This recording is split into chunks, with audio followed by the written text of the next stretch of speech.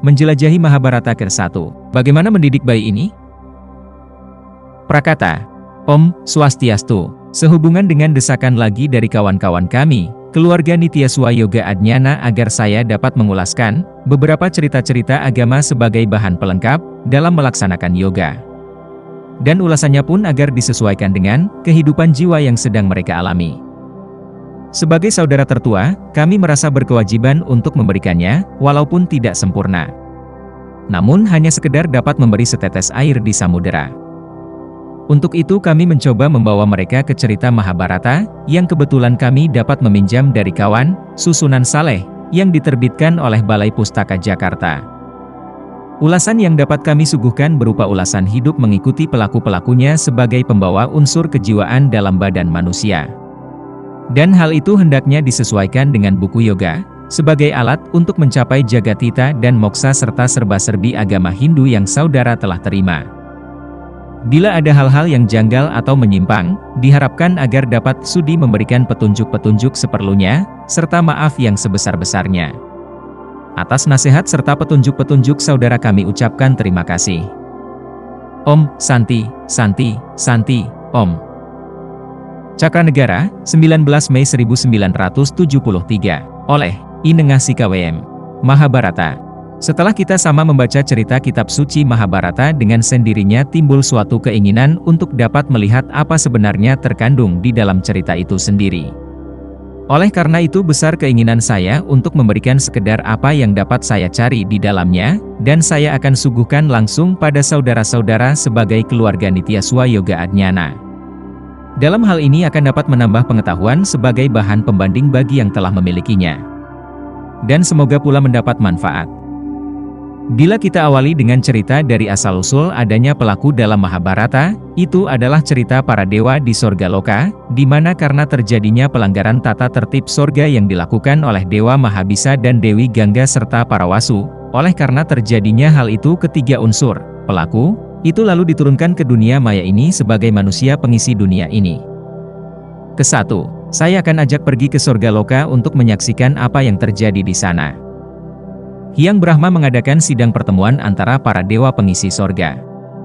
Dalam persidangan itu bertiuplah angin yang sangat kencang sekali, yang menyebabkan terjadi di luar acara sidang.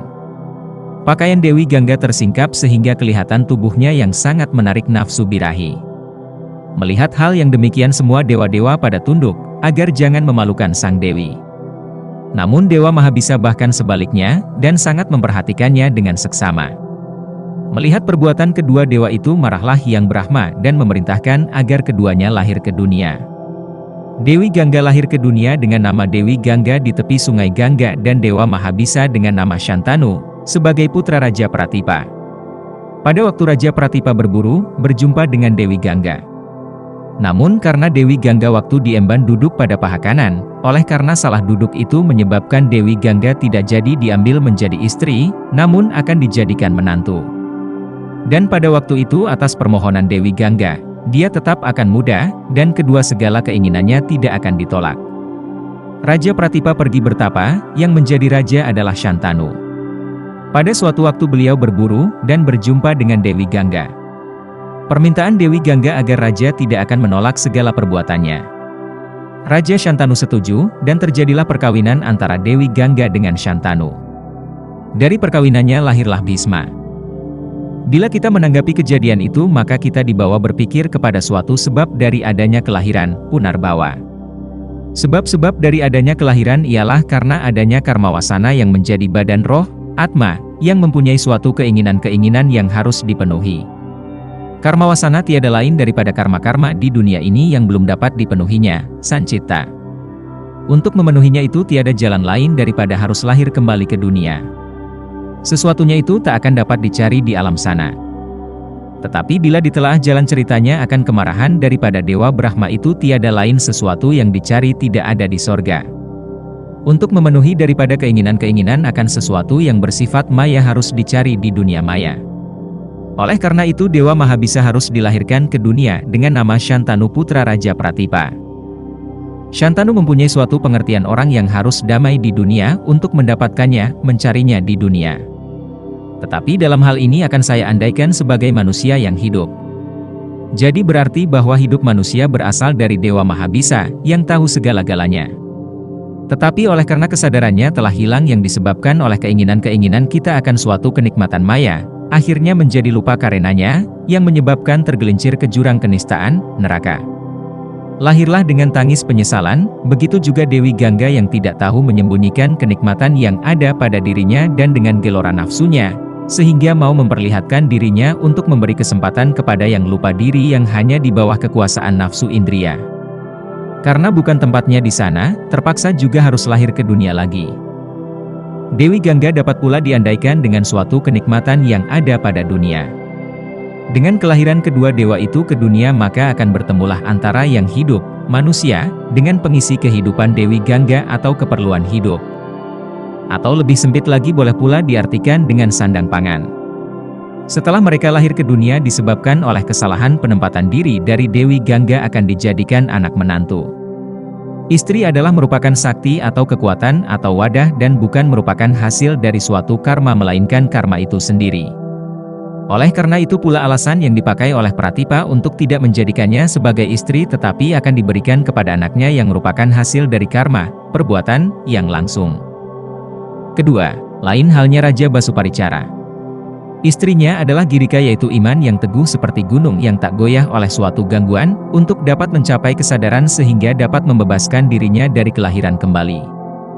Dari anak yang kelahirannya tak terduga akibat daripada suatu ingatan akan keinginan yang perlu mendapat pemuasan lahiriah Dewi Durgandini dan Matsyapati. Mengapa saya nyatakan suatu kelahiran yang tak terduga ialah tak lain di mana Raja Basuparicara pada waktu berburu di hutan dan pada waktu itu dia ingat akan istrinya Girika sehingga menimbulkan suatu keinginan untuk hidup berkumpul. Dengan tidak disadarinya sperma, benih lelaki, keluar dengan sendirinya. Melihat kenyataan itu maka sperma yang jatuh itu dipungut dan diberikan pada seekor burung untuk membawanya. Namun sayang, begitu melewati sungai Yamuna sperma itu jatuh dan dimakan oleh seekor ikan besar. Ikan itu ditemukan oleh seorang juru pencar, penangkap ikan, yang bernama Dasabala. Dari ikan itu lahirlah Durgandini dan Matsyapati. Durgandini adalah seorang anak perempuan yang berbau amis sehingga untuk pemeliharaannya diserahkan kepada Dasabala. Sedangkan Matsyapati karena roman yang sangat tampan dipelihara di istana dan dididik langsung oleh Raja Basuparicara. Setelah Durgandini diserahkan kepada Dasabala, Durgandini disuruh melakukan pekerjaan menjadi tukang sampan di Kali Yamuna. Bagawan Parasara menemukannya, dan langsung melamarnya. Namun sebelum dijadikan istri, diobatinya lebih dahulu sehingga bau amisnya telah berganti dengan bau harum semerbak, dan namanya diganti dengan nama Dyah Satyawati Sayojana Gandhi. Setelah itu barulah diambil menjadi istri, dan lahirlah Bagawan Wiyasa. Bila kita menanggapi sampai di sini dulu, kita akan dapat mengambil suatu yang tersembunyi dari nama-nama yang tersebut tadi.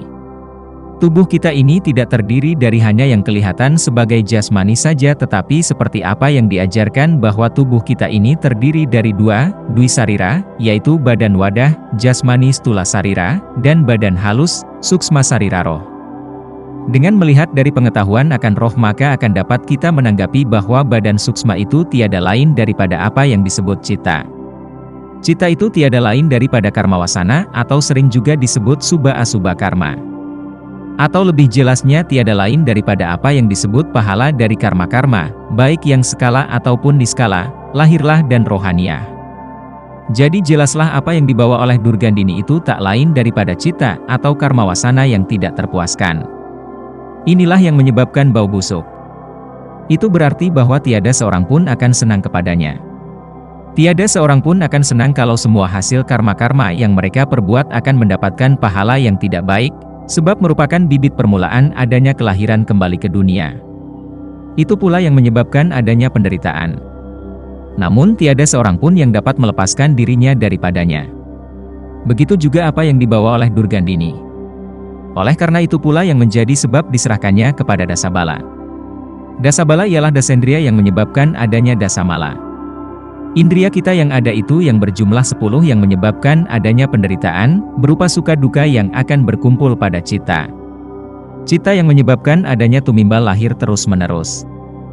Walaupun demikian, sesuatunya itu akan dapat ditebus dengan amal bakti yang secara tekun dengan tidak mengharapkan akan pahala, tanpa merih, dalam menyelamatkan orang lain.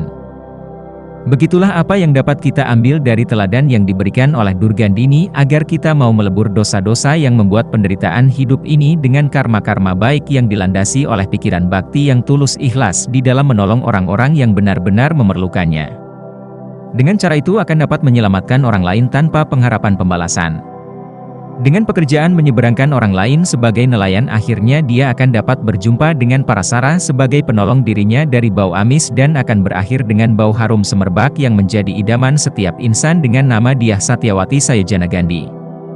Di samping itu juga dapat menemukan suami yang suci dan yang dapat melahirkan seorang putra yang dihormati yaitu Vyasa. Oleh karena itu hendaknya janganlah kita merasa ragu-ragu akan diri kita sekarang, walau bagaimana jua pun keadaannya, terhina sekalipun. Bila mau akan memperbaikinya tiada lain dengan bekerja giat dan tekun serta dengan senang hati melakukan pengorbanan, giatnya, dengan tidak mengikatkan diri pada pahalanya terlebih dahulu, dengan sendirinya semua penyebab dari penderitaan itu akan lenyap dan akan berganti dengan suatu kehidupan baru yang penuh dengan kesejahteraan lahir batin, sehingga menimbulkan suatu kekuatan baru untuk ingin hidup terus. Ketiga, marilah saya ajak melihat Matsyapati. Matsyapati dengan rupa tampan sebagai anak lelaki, walaupun kelahirannya kembar dengan Durgandini, perlu mendapat pendidikan di istana di bawah asuhan ayahnya Basuparicara dengan ibunya Girika. Setelah Matsyapati dewasa, dia diangkat menjadi Raja Wirata. Sekarang kita melihat pri kehidupan Matsyapati. Matsyapati sebagai putra lelaki yang akan menjadi pewaris dari kerajaan, dengan sendirinya akan dipelihara sebaik mungkin. Sebagaimana kita telah sama mengetahui bahwa lelaki mempunyai sifat purusa yang berarti menjiwai atau merupakan urip dan mempunyai sifat nirguna. Dalam hidup ini selalu sayang akan urip atau jiwa. Dan selalu pula dipelihara dengan sebaik mungkin. Sebab itulah yang menentukan hidup atau mati. Bukan materi dunia ini, dan bukan pula perasaan suka duka ataupun suatu keinginan.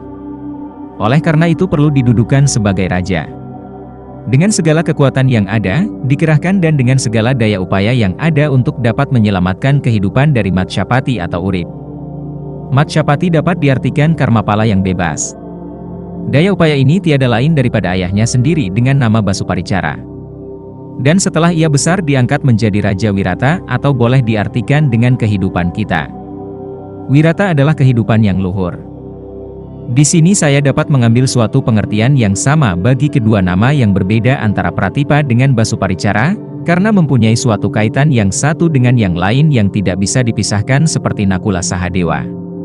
Pratipa sebagai wadah, sedangkan Basuparicara sebagai isi. Oleh karena itu pula saya mengambil pengertian dari dalam tubuh kita sendiri. Pratipa adalah gerak jasmani, Basuparicara adalah gerak rohani. Keempat, setelah saya menanggapi pengertian dari beberapa pelaku tadi, akan saya bawa lagi pada kelahirannya Bhisma. Bhisma adalah kelahiran dari Wasu yaitu pencuri lembu di sorga. Hal ini disebabkan oleh keinginan salah seorang istri dari 8 Wasu yaitu Wasudyahu. Oleh karena perbuatan yang dilakukan itu tidak sesuai dengan tempatnya, mau tidak mau akan mendatangkan hasil yang tidak dapat dibenarkan. Oleh karena itu harus dihukum. Hukuman suatu perbuatan tiada lain hanya di dunia maya ini. Dan di dunia ini pula dia akan mendapatkannya. Orang yang masih terikat akan suatu kenikmatan dunia dia selalu akan lahir ke dunia lagi. Sorga tidak akan mau menerima orang yang masih terikat pada dunia. Ini pula lah penyebab kelahirannya ke dunia ini dengan nama Bhisma sebagai putra dari Shantanu dengan Dewi Gangga.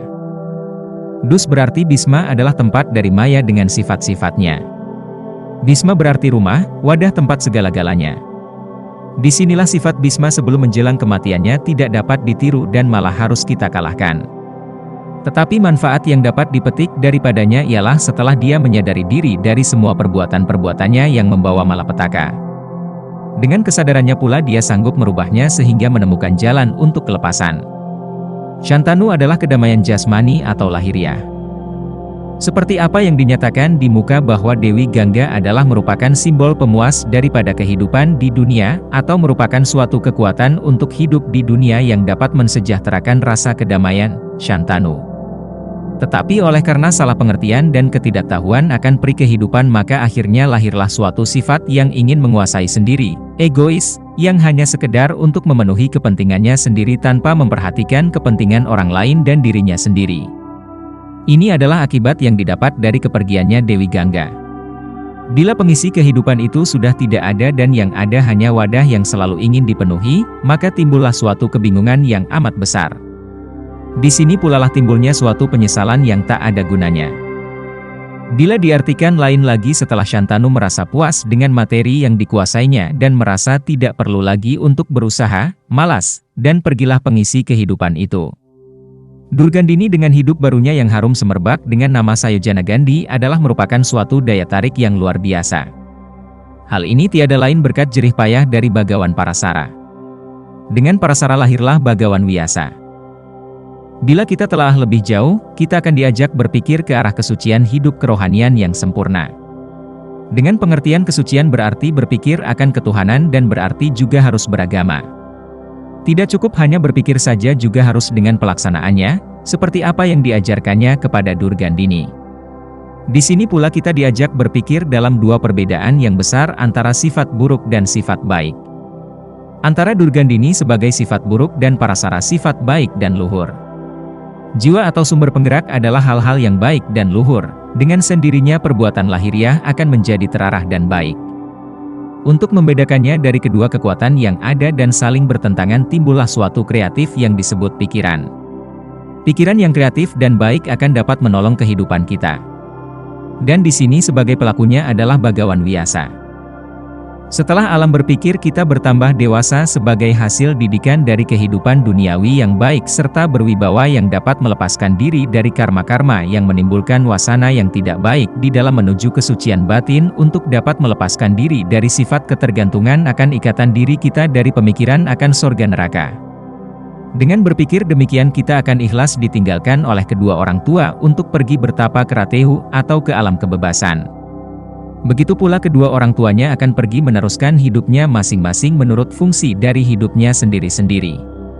Parasara melanjutkan perjalanannya menuju pertapaannya, sedangkan Sayojana Gandhi diserahkan lagi kepada Dasabala sebagai bapak angkatnya.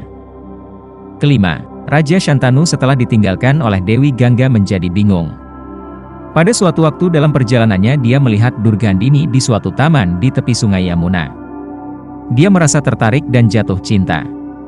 Tetapi oleh karena syarat yang diajukan sebagai balas budi terhadap bapak angkatnya yaitu agar anaknya sendiri yang akan menggantikan untuk menjadi raja kelak dan bukan anak beliau dengan Dewi Gangga yaitu Bhisma.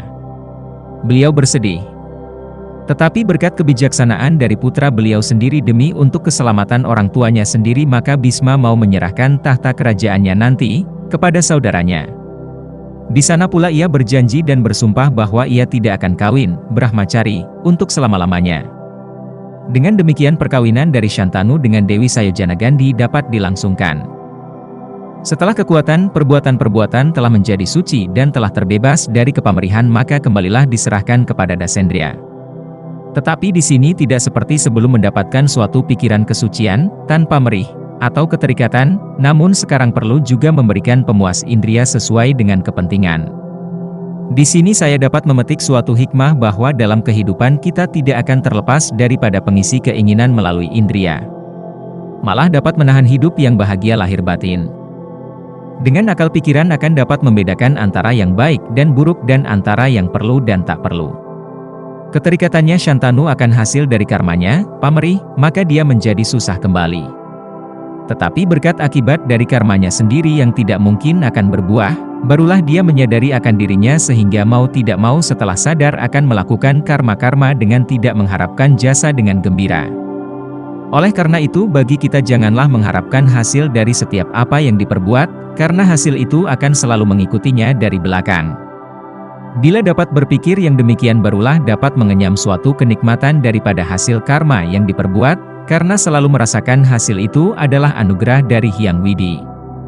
Tetapi bila hal itu selalu menjadi pengharapan, seolah-olah bahwa kesemuanya itu kita yang menentukan dan bila tak berhasil seperti apa yang diharapkan, kejengkelan dan kesusahan serta kesedihan akan mengamuk dalam diri kita. Timbullah keputusasaan. Jadi hendaknya jangan hanya tergantung akan suatu pemikiran bahwa hanya dengan kekayaan dunia saja akan dapat mendapatkan suatu kebahagiaan. Atau karena hanya dengan memenuhi kepentingan materi saja akan dapat hidup bahagia. Dan malah bila berpikir hanya dengan itu saja dengan mengabaikan kepentingan rohani atau kekuatan yang ada dalam alam berpikir, sulitlah akan dapat hidup sejahtera. Oleh karena itu pula hendaknya kedua materi yang ada, baik yang berupa materi maupun rohani bila keduanya itu dapat disejajarkan akan dapat memberikan kehidupan yang sejahtera dan aman tenteram. Bhisma sebagai tenaga penampung, akan mau menerima apa saja yang diisikan, dia tak akan meminta, demi keselamatan jasmani. Brahmacari berarti tidak akan melakukan tugas kewajibannya sebagai wadah tempat menyimpan. Kalau kosong, apa yang akan dapat diberikan? Dengan kemenangan pengaruh daripada Durgandini akan dirinya Shantanu, mulailah munculnya istilah nama kerajaan Hastina, yang berarti badan wadah. Keenam, dari perkawinan antara Shantanu dengan Sayojana Gandhi maka lahirlah Citranggada dan Wicitrawirya. Keduanya ini di bawah asuhan Bhisma kakaknya sendiri. Dan istrinya pun harus dicarikan oleh Bhisma sendiri. Dalam sayembara yang diadakan oleh Raja Kasindra untuk mendapatkan ketiga putri Raja Kasindra yaitu Dewi Amba, Dewi Ambika, Dewi Ambikala. Setelah Bhisma dapat mengalahkan Wahmuka dan Harimuka, dalam sayembara itu Bhisma dapat mengalahkan kedua musuhnya yaitu Wahmuka dan Harimuka. Citranggada diberikan Dewi Ambika dan Wicitrawirya mendapat Ambikala juga sering disebut Ambalika. Sedangkan Dewi Amba akhirnya terbunuh oleh senjata Bhisma sebagai akibat dari keinginan Amba untuk diperistri oleh Bhisma. Untuk itu Bhisma mendapatkan kutukan dari Dewi Amba bahwa nanti Bhisma dalam perang Baratayuda akan dibunuh oleh Srikandi sebagai penjelmaannya sendiri. Karena sifat angkuh daripada Citranggada karena kesaktiannya yang tak ada tandingannya di dunia. Para dewa menurunkan seorang penjelmaan dewata sebagai Citranggada Samaran untuk mengalahkan Citranggada yang haus kekuasaan. Maksud daripada dewata itu berhasil baik dan matilah Citranggada sebelum sempat mengadakan keturunan. Melihat akan kematian dari kakaknya yang begitu sakti, Wicitrawirya menggunakan taktik lain. Namun sebelum mempunyai keturunan dia juga mati. Berakhirlah keturunan yang lahir dari perutnya Sayojana Gandhi. Untuk melanjutkan keturunan dan karena Bhisma tidak mau, maka Bagawan Vyasalah yang diberi tugas untuk ini. Memang kita diajak ke suatu pemikiran yang rumit dalam mencari isi daripada jalan cerita yang kelihatannya berbelit-belit. Namun di sini saya akan mencobakan diri untuk sekedar mengungkapkan apa yang terkandung di dalamnya itu. Dan akan saya ajak berpikir kembali kepada hutang budi kepada Dasabala. Dari sini saya melihat sumber pemikiran mengapa sampai terjadinya suatu kegagalan. Ini tiada lain disebabkan oleh karena dalam alam berpikir itu sama-sama tidak mau melihat keseimbangan. Dalam alam berpikir itu selalu muncul dan menang sepihak. Inilah yang menjadi sumber daripada kegagalan. Misalnya Shantanu yang ingin menang sendiri, gagal. Shantanu tidak dapat mempertahankan keselamatan jasmaninya, karena kalah oleh pengaruh dasendriya yang membawa rupa menarik. Timbullah sifat menunjukkan kekuatan aku dan kenikmatan daripada hayalan duniawi. Kedua sifat ini diberikan kesempatan yang baik oleh sang wadah, Bhisma. Raja Kasindra yang penuh tatwamasi itu dengan apa yang dimilikinya akan diatnyakan. Kekuatan tenaga, Harimuka, materinya, Wahmuka, akan dikalahkannya. Maksudnya agar tidak ada sifat yang merasakan paling kuat, paling kaya. Begitu juga tiga keharuman di dunia yang langsung merupakan pahala dari semua perbuatan dunia akan dapat diberikannya, kepada yang dapat mengalahkan kedua sifat yang menonjolkan kekuatan serta kemakmurannya. Hanya Bhisma si tukang terimalah yang dapat mengalahkannya, dan langsung diberikannya kepada sifat yang menyombongkan kekuatan badannya, Citranggada dan Dewi Ambika, yang menyombongkan kemakmurannya, Wicitrawirya dengan Dewi Ambikala, sedang si wadah tidak mau pula menerima kemasyuran akibat dari digunakannya sebagai wadah. Sebab apa? Tiada lain karena isinya telah diambil oleh sifat dunia sebagai pemuas indria. Sudah itu Durgandini ingin menang sendiri, juga gagal. Sayojana Gandhi dengan keharumannya akhirnya ia lupa karena kemabukannya akan keharuman dirinya. Dia buta akan kenyataan, bahwa dalam diri kita terdiri dari dua badan atau dalam kehidupan rumah tangga yang sejahtera terdiri dari suami istri, yang selalu harus saling isi-mengisi dan saling diisi. Dengan ketakburannya bahwa hanya hasil karmanya saja yang dapat memberi kesejahteraan seperti Citranggada dengan kekuatan akunya yang dapat menentukan segala-galanya dan yang lain tidak mampu mengatasinya, maka pikiran terang yang tersembunyi pada dirinya yang merupakan kata hati yang dapat menggagalkan seluruh keinginannya. Dia baru tahu setelah kegagalannya. Begitu juga karena sifat egois tidak akan dapat memberi kepuasan hidupnya, maka dia berbalik dengan berpura-pura dengan jiwa sosialnya yang diselimuti oleh jiwa demi kepentingannya sendiri di dalam menyelamatkan kelangsungan hidupnya. Hal ini dilakukan hanya sekedar untuk mempengaruhi agar kebencian yang pernah diterimanya dapat terlupakan. Tetapi hal itu malah akan menjerumuskannya kembali. Dia lupa akan kehidupannya sendiri yang merupakan landasan kekuatan untuk berbuat. Oleh karena itulah apa yang dilakukan oleh Wicitrawirya itu tidak akan mempunyai suatu kelangsungan atau kelanjutan hidup. Melihat akan kegagalan semua cara yang ditempuh untuk menuju kebahagiaan yang abadi dengan menggunakan pikiran yang pamrih dan berat sebelah, akhirnya setelah gagal timbullah suatu kebingungan dan penyesalan.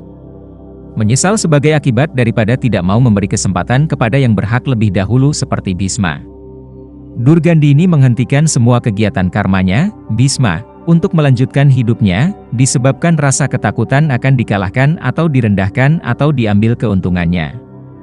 Oleh karena secara tergesa-gesa mengambil suatu kesempatan di dalam kelemahan seseorang atau mengadakan pemerasan bagi yang sedang berkepentingan, maka pahala yang didapat adalah semua hasil dari perbuatannya akan menemukan jalan buntu. Oleh karena itu hendaknya jangan mempunyai pemikiran untuk memeras orang yang dalam keadaan susah, malah seharusnya dapat menyelamatkan mereka dari suatu penderitaan. Durgandini lupa akan dirinya kalau dulu dia dengan senang hati melakukan amal bakti dengan pikiran penuh ketulusan hati dalam menolong setiap orang yang sedang kesusahan. Tetapi setelah dia mendapatkan keagungan serta kewibawaan serta pengaruh yang dapat menguasai kehidupan masyarakat, akhirnya lupa diri dari pemikiran kesucian yang telah diajarkan oleh Bhagawan Parasara. Kemabukannya itu membawa ke jurang kenistaan dan kesedihan yang tiada taranya. Bhisma sebagai anak tirinya, dia harus mengabdikan dirinya kepada ibu dan ayahnya serta mengorbankan seluruh kehidupannya hanya untuk keselamatan dari keluarganya. Sebagai wadah dia mau harus menampung segala apa saja yang diisi dan memberikan isinya sampai kosong. Apakah itu wajar atau tidak, dan selalu ingin menyelamatkan apa yang ditaruh di dalamnya sebagai tugas sucinya. Tetapi sebagai wadah dia akan bertahan sekuat tenaga walaupun dirinya sendiri akan hancur akibatnya. Tetapi sebagai tenaga pemberi tak mungkin dia dapat memenuhi sebagai akibat dari pengorbanan yang dia berikan demi kesenangan dari ayahnya dalam mencari Durgandini. Mengenai simbol dari ketiga dewi yang didapat dalam sayembara dari Raja Kasindra itu tiada lain suatu kemasyuran yang menimbulkan kemabukan dan akan berakibat akan lupa diri. Seandainya mempunyai arti lain dalam menggunakan suatu kekuatan kerja, karma dengan sendirinya akan ada saja anak yang dilahirkan, apakah itu perempuan atau laki-laki sebagai hasil dari karma yang diperbuat, entah bersifat duniawi atau rohaniah. Walaupun sebenarnya Bhisma yang mempunyai wewenang untuk melanjutkan kehidupannya Hastina, tetapi karena hak yang ada padanya telah diambil alih, dengan sendirinya dia tidak akan mau menerimanya. Dan dengan tak sengaja telah mengundurkan diri dari pengaruh dunia. Di sini pula akan kita melihat mengapa nantinya Bhisma akan dapat dikalahkan, dilumpuhkan dalam perang Bharatayuddha oleh Srikandi sebagai penjelmaan dari Dewi Amba. Ini tiada lain daripada kelemahan Bhisma sendiri di dalam menggunakan kehidupannya, dengan secara apatis, melupakan tata kehidupan di dunia dalam mengendalikan hidup agar hidupnya dapat bermanfaat. Kita harus mengambil suatu jalan berpikir yang agak bertentangan dalam melakukan pengorbanan, iadnya. Jangan sampai pengorbanan yang kita berikan sia-sia, malah akan dapat lebih menjerumuskan seseorang yang kita rasakan sudah ditolong akan jatuh masuk lembah yang lebih dalam. Dalam berkorban pun kita hendaknya harus hati-hati. Tidak begitu saja asal namanya berkorban, asal sudah disebut melakukan yadnya, asal sudah melakukan tapa brata tanpa mau menyadari lebih dulu sebab dan akibat dari pengorbanan yang dilakukan agar jangan merugikan tempat kita berkorban dan juga jangan merugikan diri sendiri sebagai orang yang melakukan korban. Ketujuh, sekarang marilah kita melihat setelah kematian dari kedua putra Hastina yaitu Citranggada dan Wicitrawirya tanpa meninggalkan keturunan. Rasa kesedihan meliputi kerajaan. Karena gagal untuk meminta bantuan Bhisma agar mau memberikan keturunan, maka dipanggillah Bhagawan Vyasa, dan Bhagawan Vyasa sanggup memenuhi permintaan ibunya. Dari hasil perkawinannya dengan Dewi Ambika maka lahirlah Drestarastra dalam keadaan buta. Dan dari hasil perkawinannya dengan Dewi Ambikala maka lahirlah Pandu dalam keadaan banci. Dengan kelahirannya dari kedua putra yang keduanya dalam keadaan cacat maka dipanggilnya Dhatri untuk memberikan keturunan.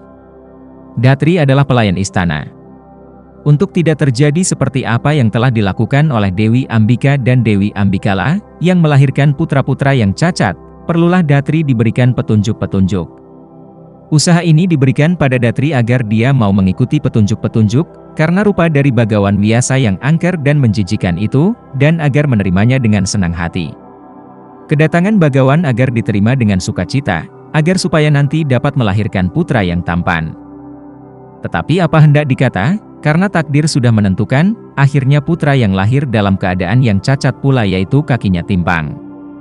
Maklumlah Bagawan Wiyasa yang dilahirkan di Krishna Dwipayana di Sungai Yamuna, sebagai akibat dari perkawinan antara Dewi Durgandini dengan Bagawan Parasara. Beliau mempunyai rupa yang jelek dan sangat menjijikkan sekali. Namun di balik itu, beliau mempunyai pengetahuan yang tak ada bandingannya di dunia ini. Melihat dari rupa beliaulah maka timbul rasa mual dan perasaan yang tidak enak. Karena perasaan jijik dan takut melihatnya, ada yang memejamkan mata dan ada yang pingsan. Inilah yang menjadi sebab pertama mengapa putra-putra penerus darah Hastina itu dalam keadaan cacat, ada buta dan ada yang banci. Nah, setelah kita mengetahui jalan ceritanya yang begitu singkat, maka tinggal giliran kita untuk menelaah serta mencari isi yang terkandung di dalamnya. Setelah kita gagal dalam segala usaha yang kita jalankan dalam menemukan apa yang kita sebut ketentraman hidup. Seluruh usaha menemukan kegagalan total, yang berakhir dengan kesedihan dan penyesalan. Barulah ingat bahwa semua yang dipandang akan menyusahkan dahulu, akan dapat menolongnya. Ingat pada Bisma tetapi Bisma tidak mau menolongnya karena telah bersumpah tidak akan kawin. Sama halnya dengan alat yang diperlukan itu adalah alat yang sudah ditinggalkan dan dibuat rusak supaya tak dapat dipakai, lalu kita mau pakai kembali setelah alat-alat yang diharapkan akan mampu, sebenarnya tidak mampu melakukan tugas semestinya. Dengan tergesa-gesa mengambil alat yang sudah dibuat rusak, dengan sendirinya tidak akan mampu melakukan tugas yang semestinya. Oleh karena itu janganlah dengan tergesa-gesa mengambil suatu prasangka yang bukan-bukan terhadap sesuatu yang belum tentu akan merugikan, dan malah memaksakan agar yang tidak diperlukan waktu itu, yang disangka akan merugikan, untuk disingkirkan. Untuk tidak menyesal di kemudian hari sebaiknya diterima saja dengan pemikiran bahwa bukti yang menjadi saksi. Tunggu saja kenyataannya. Dengan kenyataan yang ada, barulah dapat mengadakan penilaian yang tepat. Inilah sebagai hasil gegabah yang dilakukan dengan tidak mau percaya dengan orang lain sehingga mengakibatkan suatu penyesalan akibat dari salah sangka. Tetapi akhirnya dapat juga diatasi setelah ingat kembali dengan Bagawan Wiyasa, sebagai putranya sendiri. Memang bila dilihat rupa dari Bagawan Wiyasa yang jelek itu, karena merupakan suatu simbol dari suatu kenyataan. Setiap orang yang pikirannya selalu diliputi oleh balutan indria, nafsu, dengan sendirinya tiada ingin akan berpikir berpayah-payah. Berpikir yang bersumber kesucian, Parasara, dalam melebur segala sifat duniawi yang menimbulkan karma wasana yang jelek adalah suatu hal yang tidak menyenangkan, menjijikan. Karena dengan berpikir ke arah kesucian berarti harus berani meninggalkan kenikmatan duniawi yang hanya sekedar untuk memenuhi nafsu keinginan yang loba.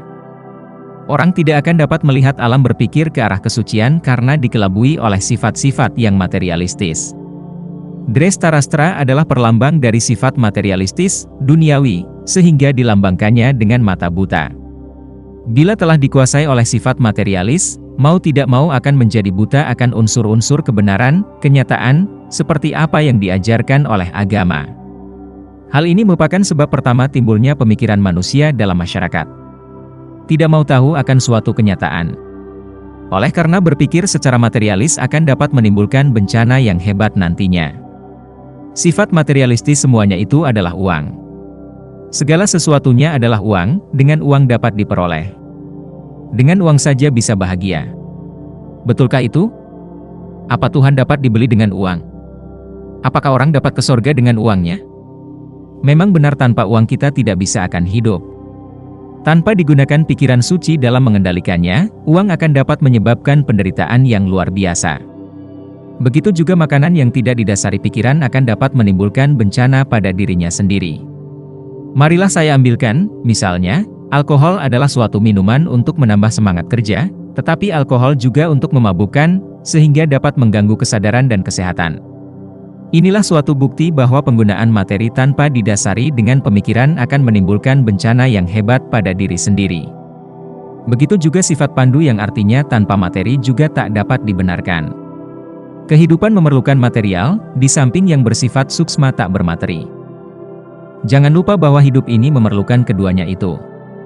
Seperti juga orang-orang yang hanya mau menikmati kebahagiaan suksma, moral, melulu tidak mau menggunakan akal pikirannya, dia akan tersesat juga. Tetapi oleh karena saking tidak mau berpikir, karena berpikir itu adalah sulit, sehingga dia tidak mau tahu tentang apa itu berpikir. Inilah sebabnya sehingga Pandu dalam kelahirannya dari Dewi Ambikala itu dalam keadaan banci. Oleh karena itu jangan terlalu menonjolkan salah satu saja, apakah itu duniawi atau rohaniah. Sebaiknya ambil jalan tengah saja. Biarlah tak mendapat suatu keharuman dunia sebagai orang yang kaya raya, atau orang yang rohaniah yang fanatik dengan tanpa harta. Pergunakanlah akal pikiran yang sehat dan mau melatih berpikir dalam hidup di dunia untuk menuju hidup yang suci dan mukti. Sekarang kita cari dari pengertian akan kelahiran Widura yang pincang. Begitu juga kalau hanya berpikir sebagai seorang pelayan yang tidak mempunyai suatu pikiran, maka segala gerak laku yang dilakukan akan pincang, canggung. Hal ini disebabkan karena melakukan kerja tanpa menggunakan akal yang sehat, yang berakhir dengan selalu hidup ketergantungan. Dan tak mungkin akan dapat menolong diri sendiri. Oleh karena itu dalam setiap gerak yang dilakukan hendaknya diketahui terlebih dulu untuk apa melakukan pekerjaan itu.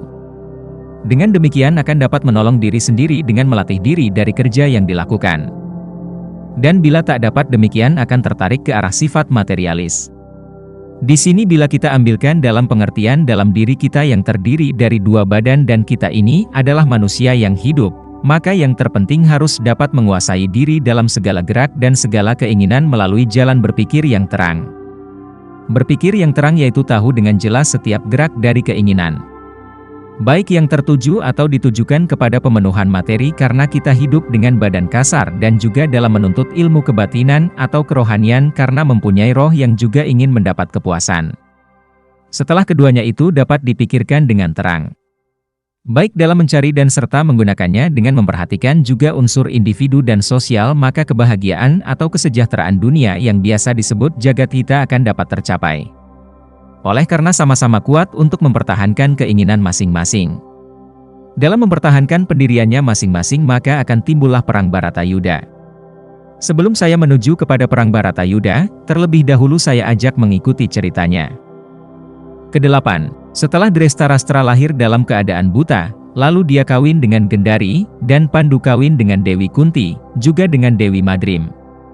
Dewi Gendari adalah saudara Sakuni putra Raja Basubala dari kerajaan Gandhara, sedangkan Dewi Kunti adalah saudara Wasudewa dan Dewi Madrim adalah anak dari Raja Madrapati saudara Salya. Dari perkawinan antara Drestarastra, lahirlah 100 Korawa, dari segumpal darah, dengan Duryodhana sebagai saudara tertua. Namun dalam beberapa cerita yang saya dengar juga disebutkan nama adiknya seperti Dusasana, Wikarna, dan Raksasa. Dari perkawinan antara Pandu dengan Dewi Kunti, melalui kekuatan mantra dan bukan anaknya langsung dari Pandu, lahirlah Yudhistira, Bima dan Arjuna. Dari Dewi Madrim, atas bantuan Dewi Kunti, lahirlah anak kembar Nakula dan Sahadewa. Dari sini timbullah keturunan Kuru atau Korawa dari keturunan Drestarastra, dan Pandawa dari keturunan Pandu. Di sini sengaja saya ceritakan secara singkat saja, karena yang dipentingkan bersama bukan keindahan jalan ceritanya melainkan apa yang terkandung di dalam cerita itu sendiri. Oleh karena itu akan saya bawa ke dalam garis besarnya saja sebagai pokok-pokok ulasan.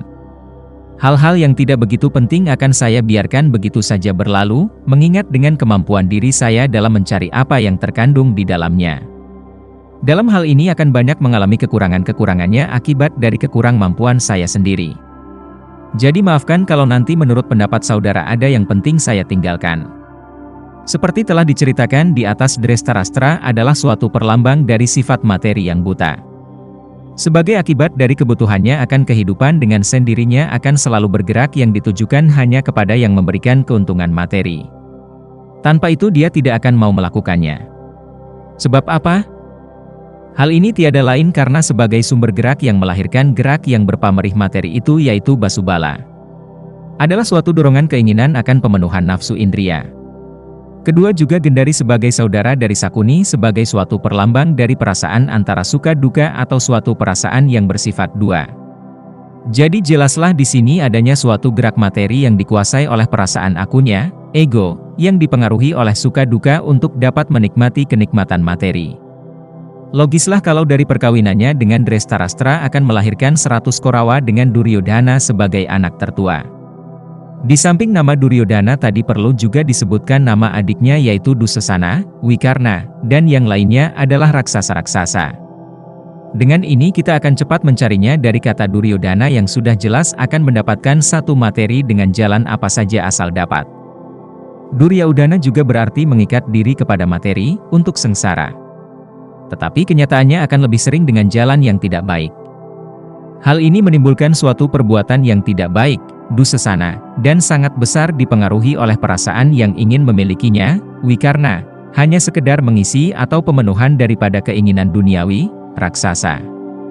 Jadi kalau kita mau melihat apa yang disebutkan dalam Sadripu seperti keenam pelakunya.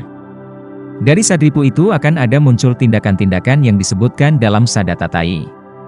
Nah inilah yang menjadi awal dari pertempuran yang ada dalam diri seseorang yang materialistis. Setelah kita melihat keluarga Korawa maka akan kita lihat sekarang keluarga Pandawa. Pandu sebagai unsur yang selalu tidak menginginkan sifat-sifat dunia dan selalu menunjukkan hidup kerohanian yang niskala dan takut akan adanya pahala dari setiap geraknya sehingga dia tidak mau melakukan karma untuk kemakmuran dunia. Walaupun demikian menimbulkan wasana-wasana pada dirinya. Untuk itu ia memilih dua unsur perbuatan yaitu dengan mengambil Dewi Kunti saudara Wasudewa agar semua kekuatan gerak cipta batinnya dijiwai oleh unsur kekuatan, ketuhanan. Dari Dewi Kunti lahirlah Yudhistira sebagai iman yang dapat menerangi kegelapan dalam melakukan kewajibannya. Kedua lahirlah Bima sebagai kekuatan kemauan dalam beramal dan berkarma dengan penuh keikhlasan. Ketiga lahirlah Arjuna sebagai pangkal pokok ilmu pengetahuan berpikir dalam kebijaksanaan yang didampingi oleh unsur kebenaran ketuhanan, Krishna, dalam mengalahkan sifat-sifat gelap yang hanya dikuasai oleh indria. Dari istri kedua yaitu Dewi Madrim sebagai sifat pemelihara jasmani atau dunia, lahirlah dua orang anak kembar Nakula Sahadewa yaitu badan yang sehat dengan tenaga yang kuat. Inilah yang merupakan suatu contoh kehidupan yang menjadi teladan agar dapat menemukan kehidupan yang sejahtera lahir dan batin. Dengan sendirinya akan sampai pada kehidupan yang tentram damai. Darah kuru berarti gerakan nafsu badaniah. Kesembilan, nah marilah kita sambung lagi ceritanya. Kita sekarang akan melihat lahirnya Karna. Karna dilahirkan oleh Dewi Kunti sewaktu beliau mempraktekkan mantra-mantram yang diajarkan oleh seorang Brahmana bernama Druasa. Dengan kekuatan mantram Dewi Kunti mencipta Batara Surya. Hamilah Dewi Kunti, dan dengan kekuatan doa pula lahirlah Karna dengan tidak melalui garba. Setelah lahir terus dibuang ke sungai dan dipungut oleh Adirata. Setelah dewasa diangkat menjadi Adipati Angga oleh Duryodhana. Sifat dari Karna adalah mudah tersinggung, karena ia dilahirkan dengan menggunakan cipta rasa. Batara Surya adalah perlambang suatu sifat antara senang dan susah. Oleh karena itu tidak layaklah dia akan ditempatkan pada Pandawa karena nantinya akan membuat malu sehingga akan menggagalkan segala itikat baik di dalam segala gerak-gerik dalam menuju ketuhanan. Dengan perasaan, orang tidak akan mampu menemukan mana yang benar mana yang salah. Pertimbangan yang diambil selamanya akan dibawa kepada sifat keakuan. Bila pertimbangannya akan mengalahkan sifat aku, misalnya dia akan disalahkan dengan sendirinya akan pertentangan itu menjadi lain sehingga dapat menyelimuti kenyataan. Oleh karena itu wajarlah sifat itu harus dibuang dan serahkan saja pada pelayan keagamaan, Adirata. Dengan demikian dapatlah dimanfaatkan perasaan aku itu dan hendaknya tidak ditempatkan pada pemikiran yang memerlukan pertimbangan akan kebenaran dan kenyataan. Sebab bagaimana juga cara kita memberikan kebenaran, bila akan merugikan harga dirinya tentu ia akan memperjuangkannya, malah sampai mati sekalipun. Oleh karena itu hendaknya jangan dilawan dengan kekerasan tetapi harus tahu kelemahannya sendiri. Bila hal ini, perasaan aku, dapat dipelihara dengan sebaik-baiknya maka selama hidup tidak akan menemukan apa yang dinamakan kedamaian abadi. Singkirkanlah dia jauh-jauh. Setelah dapat disingkirkan dari diri kita atau dapat kita menguasainya dengan pemikiran yang bijaksana barulah akan berhasil dalam menuju hidup yang tentram abadi. Tetapi bila kekuatan itu tidak menyangkut perasaan harga diri dengan sesama, hanya untuk kebesaran Tuhan maka dia tidak akan merasakan dirinya direndahkan. Oleh karena itu wajarlah kalau hal itu dibawa kepada arahnya dalam agama. Dan pasti berhasil. Ke-10. Di sini juga sedikit saya akan petikan cerita lahirnya Krishna dari perkawinan antara Dewaki dan Wasudewa. Sebagai anak yang nomor 8.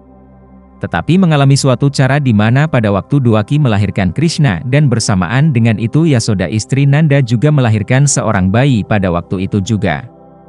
Dengan segera anak itu ditukarkan, dan Krishna menjadi anak Yasoda dan anak Yasoda menjadi anak Dewaki. Begitu Raja Kangsa mendengar bahwa Dewaki melahirkan anak, dia marah dan langsung membunuh anak tersebut tanpa penyelidikan terlebih dahulu. Dan selamatlah Krishna dari pembunuhan Kangsa.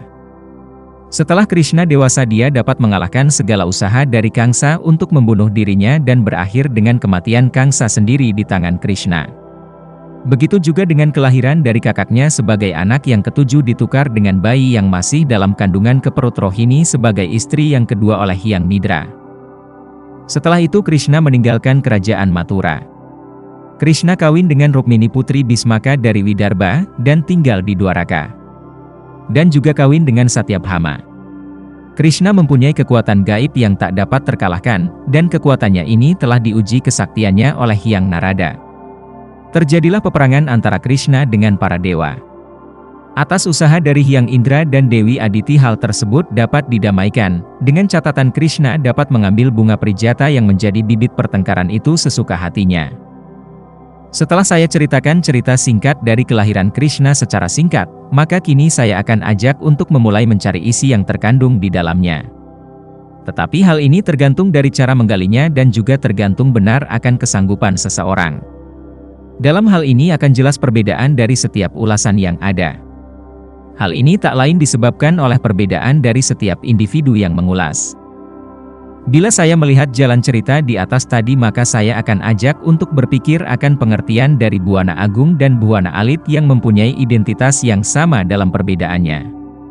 Kalau dalam diri kita terdapat dua badan yang baru akan hidup setelah dijiwai oleh Atman, maka dalam Buana Agung pun akan kita lihat adanya Maya sebagai jagat, skala, atau yang juga disebut benda materi yang berwujud dengan materi niskala yang tak berwujud sebagai suksmanya.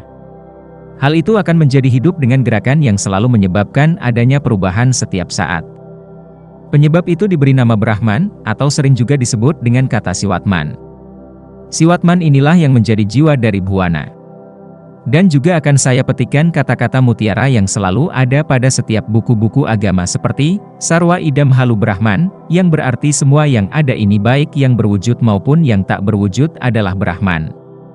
Dan ada lagi, Atman Brahman Aikyam, yang mempunyai suatu pengertian bahwa Atman sebagai jiwa dari Buana Alit, manusia, dan Brahman sebagai jiwa dari alam jagat raya sebagai Buana Agung.